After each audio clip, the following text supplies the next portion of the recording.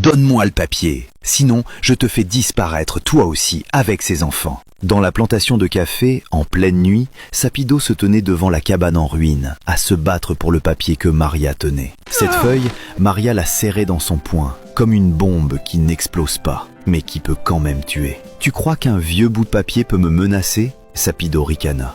Pourtant, sa pomme d'Adam se mit à bouger, malgré lui. Maria ne recula pas. Elle baissa juste les yeux, déplia la feuille, et sous la faible lumière de la lampe à huile, elle lut, mot après mot. Ce n'était pas une lettre d'amour, ce n'était pas un registre de comptes. Sur le papier, il y avait un nom, une date et un accident. Il y a 20 ans, le père de Sapido, ce propriétaire terrien connu pour sa bonté, n'était pas mort de maladie. Ce puits avait été creusé pour les ouvriers. Cette nuit-là, une femme avait découvert un livre de comptes. Un livre où était noté l'accaparement des terres, les impôts truqués et la vente clandestine des grains de café. Le lendemain, elle est tombée dans le puits. Son corps a été avalé par l'eau et le registre avalé par le feu. Et cette vieille plantation de café a subi les insectes, la malédiction et a été complètement condamnée. La dernière ligne était celle qu'elle avait laissée. Si tu lis ceci, c'est que, comme moi, il t'a jeté dans les terres mortes. L'eau est sous terre et la vérité aussi.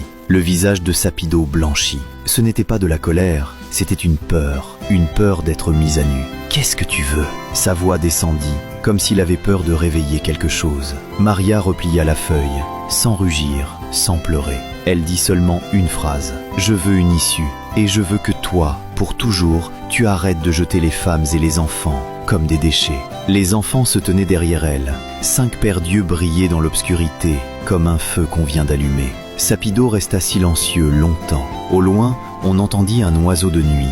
Le vent fit bouger les branches sèches des caféiers. Un froissement chuchotait, ras du sol. « Ce puits, finit-il par dire, il est à toi. Cette terre, il serra les dents, je vais la faire réenregistrer. Tu n'as pas le droit de partir, et tu n'as pas le droit de remettre ce papier à qui que ce soit. » Maria hocha la tête. Elle savait que ce n'était pas de la bonté, c'était un marché. Mais elle venait de gagner le premier pas. Quand Sapido se retourna pour partir, ses pas étaient plus lourds qu'à l'aller. Il ne se retourna pas. Cette nuit-là, Maria s'assit au bord du puits et endormit les enfants, un par un. Dans l'obscurité, l'eau résonnait doucement, comme si la terre recommençait à respirer. Elle se murmura à elle-même « Il croit que c'est la fin, mais pour moi, c'est le début. » Et au fond du domaine, Sapido, pour la première fois, ne dormit pas de la nuit. Il comprit enfin. Cette friche qu'il avait abandonnée était en train de faire pousser quelque chose qu'il ne pourrait plus jamais étouffer.